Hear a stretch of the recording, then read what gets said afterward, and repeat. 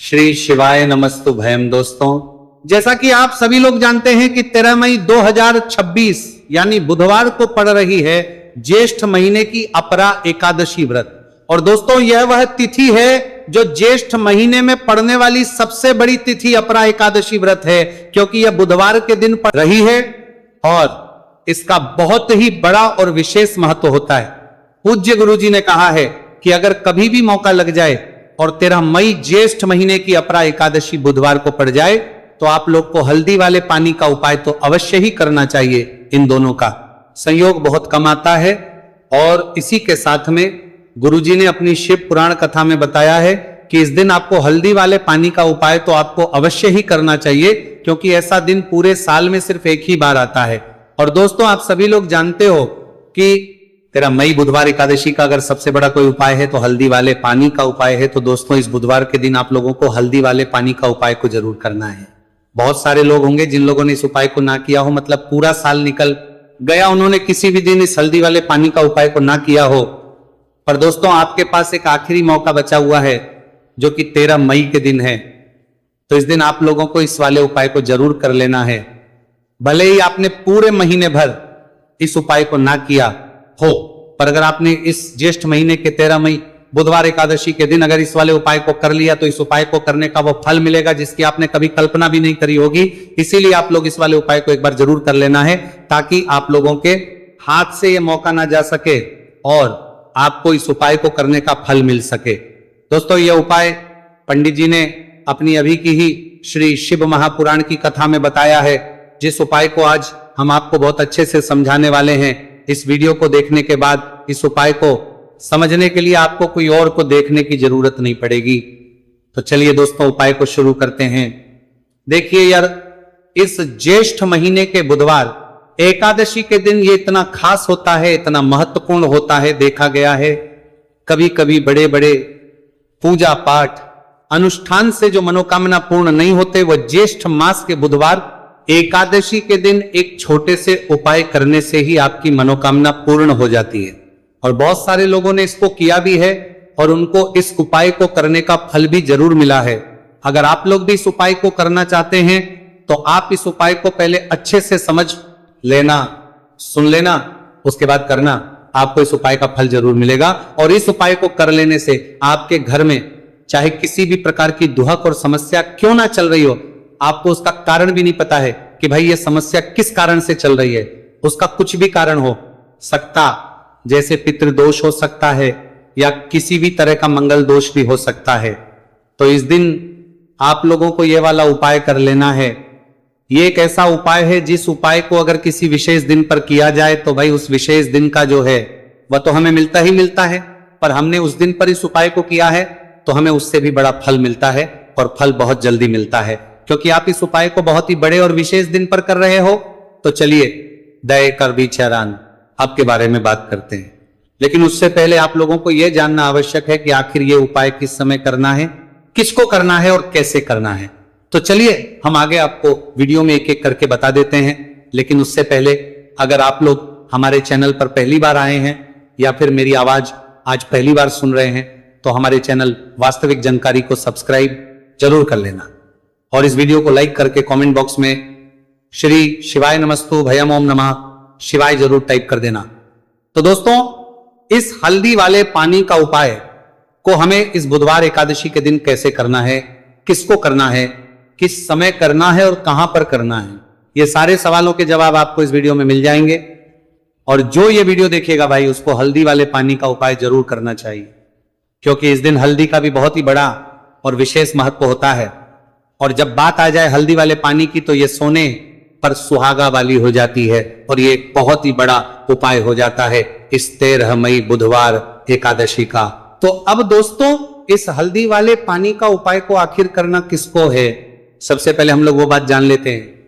तो देखो, घर की जो बड़ी माताएं बहनें होती, उन माताओं बहनों में से कोई भी एक बड़ी माता बहन इस वाले उपाय को कर सकती है। और दोस्तों, अगर आप चाहें तो अपने घर में से सभी सदस्यों को भी इस उपाय को करवा सकते हैं। अगर किसी व्यक्ति की खुद की कोई मनोकामना है, खुद की कोई दुख और परेशानी है जो कि वो अपने लिए ही करना चाहता है, इस वाले उपाय को तो वह खुद अपने लिए भी कर सकता है। बाकी अगर कोई घर में से ऐसा है जो कि अपने पूरे घर परिवार की सुख और शांति के लिए ये वाला उपाय करना चाहता है तो भाई वो भी कर सकता है, उसमें भी कोई दिक्कत वाली बात नहीं है। कहने का मतलब यह है कि इस उपाय को हर एक सदस्य भी कर सकता है और पूरे घर परिवार के सदस्य के लिए, घर की बड़ी माताओं बहनों में से कोई एक मां भी कर सकती है।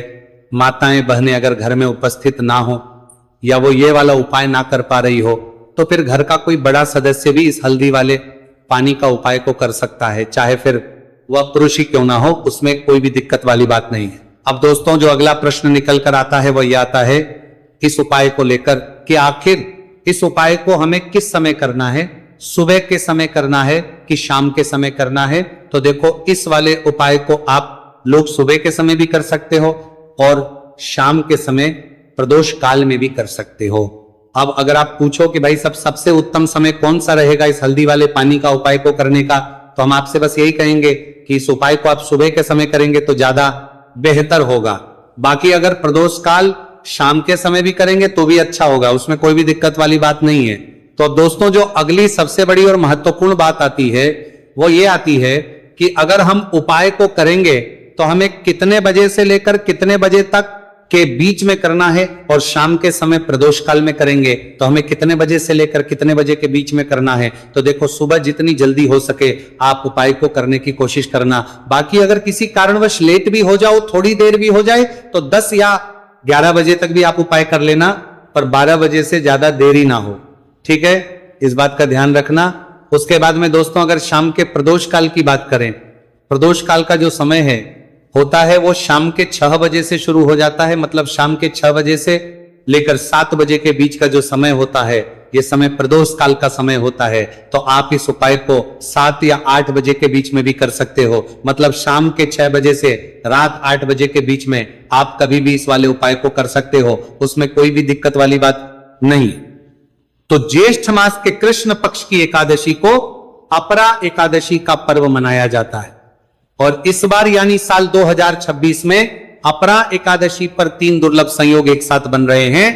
ऐसे में अगर आप हल्दी वाले पानी का उपाय कर लेते हैं तो ऐसा समझादा तरने कर पर्व जरता है, लीजिए भाग्य आपका चमकता है और निर्धनता हमेशा के लिए घर से दूर हो जाती है।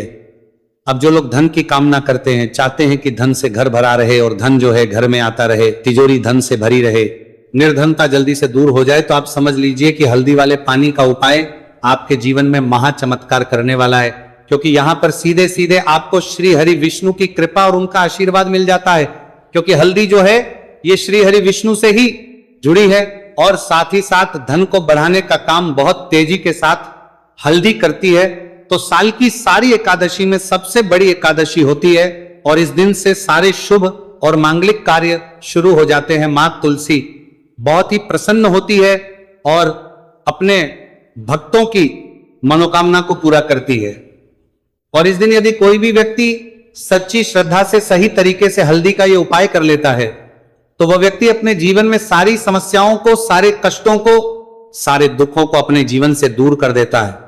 तो हल्दी का पानी जब आप अपने घर में डालेंगे ना, केवल आपके घर में धन आएगा, धन बढ़ेगा, बल्कि और भी जो आपके जीवन में दुख बीमारियां हैं, घर में क्लेश है, कष्ट है, सारे के सारे आपके जीवन से दूर होते हैं। क्योंकि यहां पर श्री हरि विष्णु के साथ मां लक्ष्मी की कृपा भी आपको मिलती है। साथ ही साथ आपको बता दें कि हल्दी जो है ये सुख और समृद्धि का प्रतीक मानी जाती है। जितने भी मांगलिक का हम करते हैं, शादी विवाह है ना, उनमें सभी में हम हल्दी जरूर लेते हैं, क्योंकि हल्दी सकारात्मक ऊर्जा को बढ़ाने का भी काम करती है, सकारात्मकता का प्रतीक होती है। और हल्दी जो है ये आपके घर में सुख समृद्धि को से बढ़ाती है। इसी के साथ जो लोग अपने घर में नकारात्मक शक्ति से परेशान हैं, बुरी शक्तियां अगर घर में आती हैं, घर में नजर पैसे को लगती है, व्यक्ति को लगती है, तब भी यह उपाय आपको बहुत लाभ देने वाला है। क्योंकि हल्दी जो होती है सारी नेगेटिविटी को, बुरी शक्तियों को, नकारात्मक ऊर्जा को हमें आपके घर से दूर करती है। जब भी आप हल्दी का उपाय करते हैं, हल्दी वाले पानी का उपाय करते हैं। चलिए बात करें कि कैसे हल्दी के पानी से आप अपने भाग्य को रातों रात चमका सकते हैं, मां लक्ष्मी और श्री हरि विष्णु की कृपा प्राप्त करके। तो देखिए, सबसे पहले तो आपको इस दिन एकादशी, जिस दिन है एकादशी, सुबह स्नान कर करके आपको स्वच्छ वस्त्र धारण करने हैं। अगर आपके पास पीले रंग के वस्त्र हो तो कोशिश करें इस दिन पीले रंग के वस्त्र आप पहने। इसके अलावा आपको क्या करना है, एक लोटे में या किसी भी बर्तन में, ठीक है ना, शुद्ध जल आपको लेना है। उसके अंदर आपको थोड़ी सी पीसी हुई हल्दी डालनी है और थोड़ा सा डालना है गंगा जल, ठीक है ना। अब आपको क्या करना है, इस जल का छिड़काव अपने पूरे घर में करना है। लेकिन छिड़काव करेंगे कैसे? सबसे पहले घर के मंदिर में छिड़काव करेंगे। ओम नमो भगवते वासुदेवाय नमः ये मंत्र बोलेंगे। अगर मंत्र ध्यान नहीं रहता है तो जय श्री हरि विष्णु जय महालक्ष्मी बोलते हुए हल्दी वाले पानी का छिड़काव घर के मंदिर में करना है सबसे पहले। इसके बाद घर में भी कमरे हैं, जितने भी रूम से वहां पर छिड़काव करेंगे।